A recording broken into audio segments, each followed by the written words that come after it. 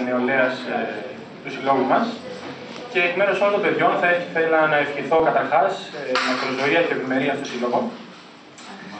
Πριν από ένα χρόνο λοιπόν υπήρξε μια πρωτοβουλία να συσπηρωθούν έτσι τα νέα μέλη του συλλόγου ως μια παρακαταθήκη για το μέλλον.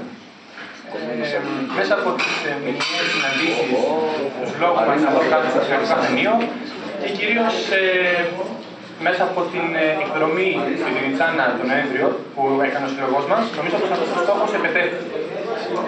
Προσωπικά μιλώντας, μέσα σε αυτόν τον ένα χρόνο γνώρισα νέα άτομα και έκανα καινούριους φίλους. Μοιραστήκαμε κοινές εμπειρίες, οι οποίες μας έφεραν πιο κοντά στην ομάδα και μας οδήγησαν στην απόφαση να βοηθήσουμε πιο ενεργά το σύλλογο. Γι' αυτό λοιπόν αποφασίσαμε να αναλάβουμε τη σύνθεση του ημερολογίου για το έτος 2014, όπως και έγινε. Το ημερολόγιο μας φέτος είναι αφιερωμένο σε μουνταριανούς προγόνους μας πολύ θυμισμένους. Ο καθένας από εμάς, από τα παιδιά, ανέλαβε ένα μικρό κομμάτι αυτού του παζλ αλλά συνέβαλε, θα έλεγα, τα μέγιστα στο να υλοποιηθεί αυτό το έργο. Παρ' όλα αυτά θα ήθελα να ονοματίσω την ξεχωριστή συμβολή της Ειρήνης Σιώτη, που είχε...